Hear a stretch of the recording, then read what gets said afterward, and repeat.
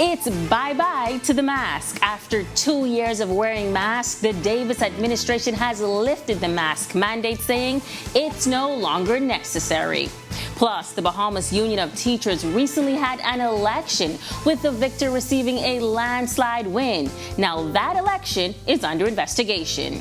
And the sweet sensation of the sugar pot, how one young entrepreneur turned lockdowns into a sweet business.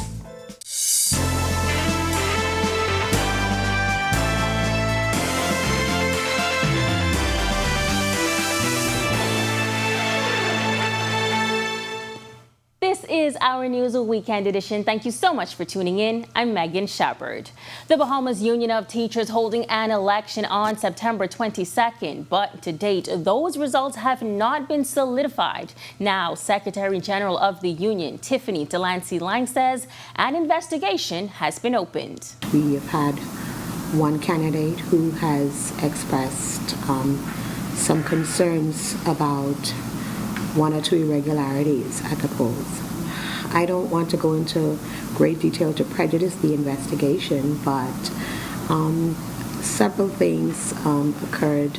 We had some concerns as it relates to insufficient ballots at various polling stations, the lack of ballots for various candidates at various polling stations. Following an election, the union is to receive an election certificate that would confirm the results. That has yet to happen. Unfortunately, it is my understanding that because a candidate has formally written to express some concerns, an investigation has to be launched. And after the investigation, it is believed that we would then look forward to getting a certificate. And could the union see another election in the near future? I'm not able to speak to whether or not we would have to go through having elections all over again or having elections for the various posts again. I'm not sure. I believe that discretion will be left to the Registrar General. Delancey Lang adding that this year the union saw a low voter turnout. I have to say that, the Department of Labor, along with the registrar, I believe that they did a valiant effort in trying to conduct an election as large as ours, okay? And so we applaud the efforts that they would have made. And as far as our turnout was concerned, I believe for the most part, when we look at the numbers, we were a bit disappointed because a lot of our members didn't come out. I believe we have about 2,600 members, and of that 2,600 members, we had a little over 1,000 members voting. Now, our news team did reach out to the registrar for comment, but due to the open investigation, they were not permitted to provide an official comment. The Bahamas Public Services Union is calling for the Prime Minister to intervene as he alleges employees at the Road Traffic Department are being harassed by a contract employee. On Monday, the Ministry of Transport and Housing issued a statement saying, quote, the ministry takes grave exception to personal allegations against employees being made public while the allegations remain under investigation by independent parties, end quote. Union President Kimsley Ferguson says employees aren't unhappy.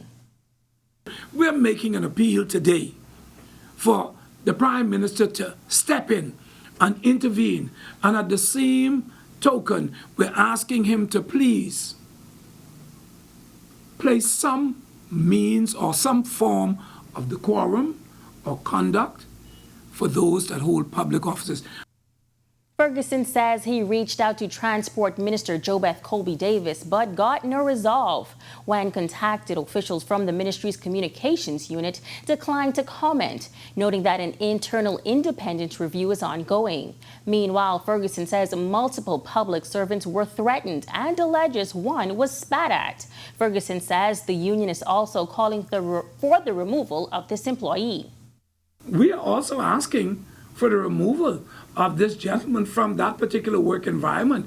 I'm very concerned in the public service. It looks like this is becoming the norm because we have these contracted individuals who are coming into the public service who are actually bosses over substantive public servants. And there is a career path, there is a rank structure in the public service, and it says who supervises and who don't.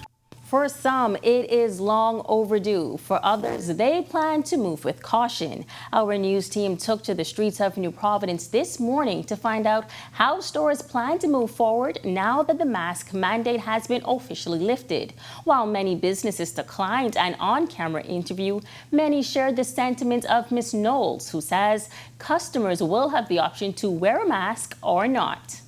We will not be wearing the mask. In other words, if the customers prefer to, that's fine, but they don't have to if they don't want to. You still have to sanitize and you still have to keep your distance inside the store. Employees are optional with wearing the mask. I mean, as it is now, we really don't want to wear it. So we are grateful that the mask has been lifted because we've been wearing it for so long. And you can hardly breathe in these things, you know. Today marks the beginning of Breast Cancer Month, and this morning, hundreds turned out to support First Caribbean CIBC's Walk for the Cure. Walk managers Kizane Arthur and Antoinette Fox say they are so pleased to see so many people support the first post-pandemic walk. We are pleased with the turnout, seeing that this is our first time back after 2 years. We are very pleased with the turnout and the support, and we still have the whole month of October for those persons who are interested in making a donation, either by our online platform or any of our branches. You can continue to make a donation for the month of October. All of the funds that we raise for the walk goes directly to the various cancer organizations to give them support. We would have had a walk here in New Providence, in Freeport, Eleuthera, as well as Abaco on this October 1st. And again, we are so appreciative of all of the support that we've gotten. We had, a little break because of the pandemic, but we're back now fully functioning on October 1st where we're mask free. Several breast cancer support groups and health and wellness organizations turned out to support. President of the GD Caring and Sharing Support Group, Tequisa Dean, and President of the Sister Group, Andrea Sweeting, both say the donations will go a long way. The reality is the real healing from cancer happens after treatment. And so our group is focused on making sure cancer warriors and survivors have the tools that they need to transform their lives. You can't go back to life as normal. And so we support women in changing lifestyles and understanding the way food impacts the body, the importance of movement, but more importantly, healing the emotions. Sister provide the porta cats that are given to our patients once they produce their prescription. We would give them the port. If they can give a donation, we accept it. If they can't, we just give it to them. We provide the gripper needles, which is used also for the transfusion of the chemotherapy, so they can come and get needles as well. Participants Robin Seeley and Cameron Sands share why they turned out to support. I normally do the cancer walk. I've lost my mother, my grandmother, and two of my aunts due to cancer. So doing this walk for me is just a tribute to them, and I just get to relive a moment just for them, and I'm so proud to do this, so proud for the supporters that are out here today. My mom is a 2-year breast cancer survivor, so she really fought throughout the pandemic when there wasn't no walks, runs, nothing of that sort. So this being the first that we've had for quite a while, I came to show my support for my mom and everybody else fighting breast cancer. Cancer survivor Tia Ferguson shares why this year's walk was so special to her. I came out to this walk this morning because I'm a stage 4 cancer survivor, and I had a rare cancer, which is Hodgkin's lymphoma, and can I tell you, 5 years ago when I did this walk, I did not complete it. I had stopped to Commonwealth Bank, so I made it my duty this year to run, to walk straight past Sandals and come back. So that is my reason, and it felt good. I felt like I owed myself that. I got a sense of accomplishment, and I'm going to do it again. And congratulations to all the survivors, and thank you for everybody who came out to support the survivors and those who are battling. Still to come on our news, imagine a butler servicing you at an event. Heineken has the guy just for you. And still proving not to be pushovers, Ukrainian armed forces ambush Russian military. We've got the footage. That's coming up when the Weekend Edition returns.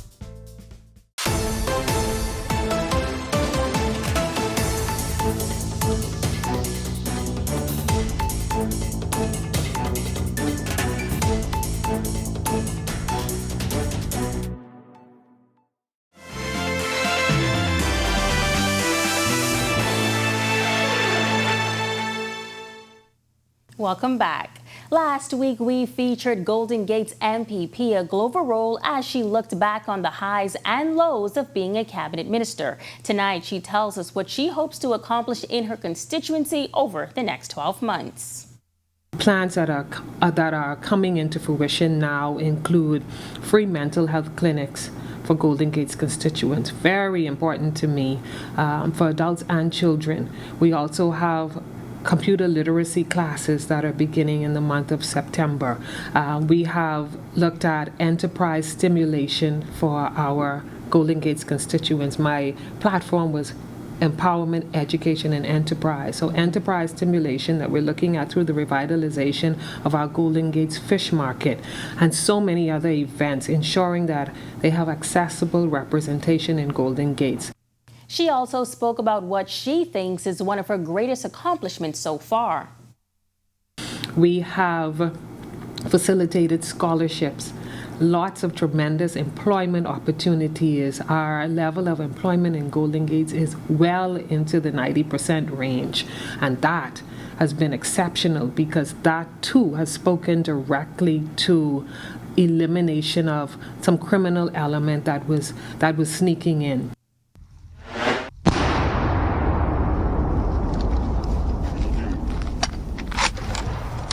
What you are seeing is Ukrainian soldiers ambushing a convoy of Russian armored vehicles in the front line this week. The Kremlin admitted mistakes were made in its drive to mobilize Russian army reservists to fight in Ukraine amid growing public opposition. Russian President Vladimir Putin's spokesman said there are cases when the decree is violated, adding that all the errors will be corrected. Multiple reports say people with no military experience or who are too old or disabled are being called up by the Kremlin to fight. President Putin announced what he described as a partial mobilization earlier in September, with his defense minister later saying 300,000 reservists would be called up. That situation is worsening daily. When our news comes back from the break, remember the butler you wanted for your event? The Heineken flavored details are on the way. And the sweet sensation of the sugar pot is on the way. We have the details when our news weekend edition returns.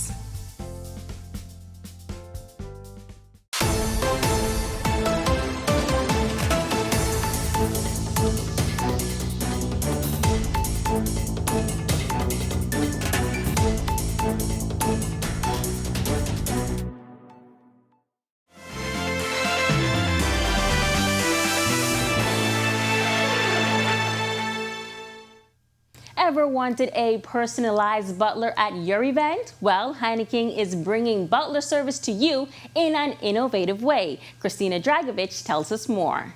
Hello. Feeling thirsty? If your answer is yes, Commonwealth Brewery and Heineken Bahamas would like to introduce you to BOT. You have your personalized BOT, and that BOT stands for Beer Outdoor Transporter.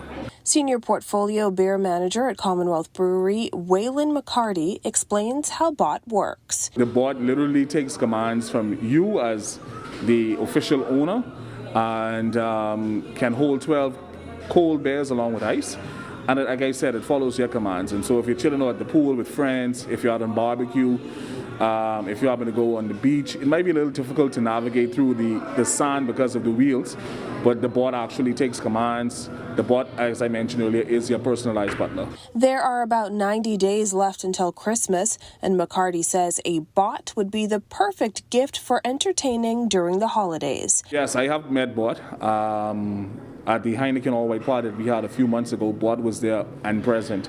And so he was able to roam around the party following who was giving him commands, filled with ice cold Heineken. Now there's a chance for you to enter to win your own bot with a qualifying purchase from 700 Wines and Spirits. See stores for details before entries close on October 31st. For our news, I'm Christina Dragovich. In this Generation Next segment, a young entrepreneur turning the lockdowns into a sweet business. Ladies, I'm sure you remember when spas were closed. Well, 28-year-old Cheyenne Smith says she was inspired to create a home-based business, The Sugar Pot, and she offers natural hair removal kits.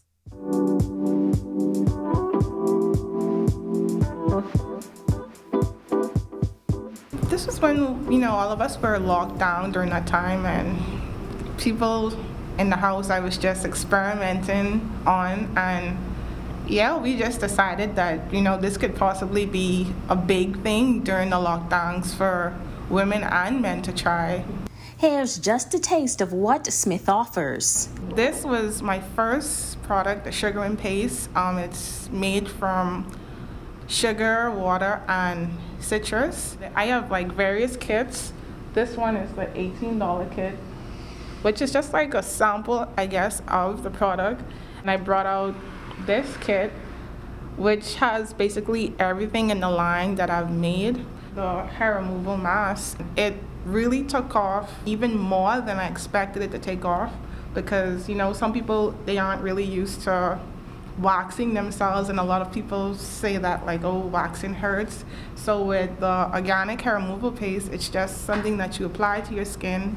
I'll leave it on for 15 minutes or so, and you'll be able to remove the hair without any pain or discomfort. And if you're worried about the slight discomfort, Smith explains what to expect. The first time you do it, you might be, I guess, intimidated by it, but as you continuously do it, you get used to the feeling of it. Smith is currently a student in Canada studying biology with a minor in statistics and a future plan to study medicine. She says her background has been very useful. Just researching for with the skin, I was able to find products and ingredients that I could add to my products that would be really beneficial to whoever wants to use it. She shares what her entrepreneurial journey has been like thus far. It actually kind of frightened me a lot, because I'm someone that suffers from anxiety. So I have clients who would probably tell you they've never really seen me before. It's always been my mother or whoever I can send out to handle the pickups or whatever. But I would say since starting the Sugar Pot, it's really bringing me out of my shell to interact with people. And to other aspiring entrepreneurs, she says, go for it, try new things. Even though you don't have that support, most of my support came from literally paying for Facebook ads. I mean, I had my family, but to say, asking people to share and stuff like that, I would say, so utilizing Facebook and Instagram ads, they really helped me a lot. Still to come, a lot of rain recently with the passing of these weather systems, but stay tuned for the weather report. It's on the way. And it's just an illusion. Stay close, the art and entertainment segment with our Jean Joseph, it's on its way.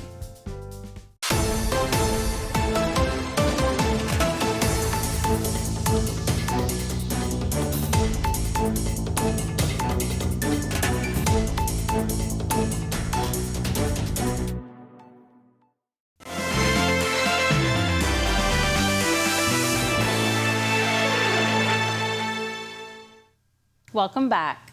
Weather systems are still out there, so we ask that you continue to pay close attention to weather reports and, of course, NEMA's announcements. But for now, let's see what's in store for us over the next few days.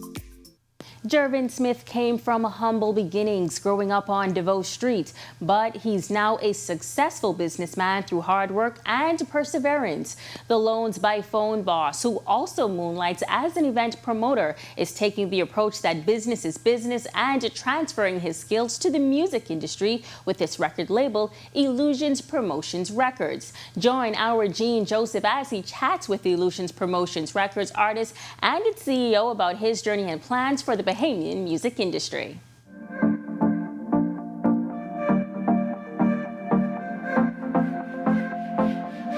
When Jervin Smith did his first event series in 2016, he had no idea what he was doing, relying on business skills he gained as a loans broker to guide him with his Heineken sound clash. Illusions Promotions took off. He met local artists like Ras Copper and Peter Runks, who sparked him to tap into the local music industry. Starting Illusions Promotions Records would be his next move. So we ended up hooking up with Peter, and ever since we just was doing music. We did our first project, which was actually a whole album, Life in the Ghetto. Because like Peter, both of us, I'm from DeVoe Street, Peter from Smith says despite his lack of formal training, business is business and he is in it for the long haul. He wants to empower Bahamian artists and see them flourish like our regional neighbors. I look at the Destros, I look at the Sizzlers, the Bounty Killers, the Beanie Man, where music now has become the way out for the Jamaican artists, which is our Caribbean brothers and sisters. So I say, well, if the Jamaicans could do it, if they could have a Bob Marley, they could have a Sizzler, a Capleton, a Wise Cartel, a Beanie Man. Where's the Wise Cartels and Beanie Man Bahamians? Smith says artists on his roster are equal partners in the business, pairing their talent with his resources. My goal was to not put a financial burden on them to do what they love. My artists right here, in this room here, could tell you we have a joint venture deal. 50-50, minus expenses. The Illusions roster has 20 active artists, but Smith says he's found his fair share of bad breaks. Artists who want the fame without getting their hands dirty. A lot of the artists just think that me just put out a song and I can be a hit. So they say, okay, let me sign, and they do one song and then you don't see them no more. They expect that the one song is supposed to, you got people like Peter that who've been 20 years and have albums and catalogs, and even then, you might have one song with the whole catalog that really blows up. Jamaican officials recently confirmed a $10 million boost to dancehall, recognizing the art form as a major cultural product. Smith calls on the government to follow suit, saying we are more than just tourism, banking, and finance. At the end of the day, we need the intervention of the government. We call it the orange economy, with the creatives. We need the government to help with partnering the major Netflix, and so even with the TV creators, the producers, movie producers, filmmakers. You understand what I'm saying? You need just a seat at the table just to talk to the executives. In the meantime, the record label is gearing up for an October 10th release date and wants to partner with other businesses to push the music industry further. At the end of the day, I see the next level for the young artists like and these guys. I could see it. It's only a matter of time for us to get it. And that's what he said. The Bible says, if you reach forth your hand, I shall bless it. Smith invites you to reach out to Illusions Promotions Records on social media. Reporting for our News, Arts and Entertainment, I'm Gene Joseph. Thanks, Gene, and thank you so much for joining us for our News Weekend Edition. On behalf of the entire team, I'm Megan Shepard. Continue to have a safe and wonderful weekend.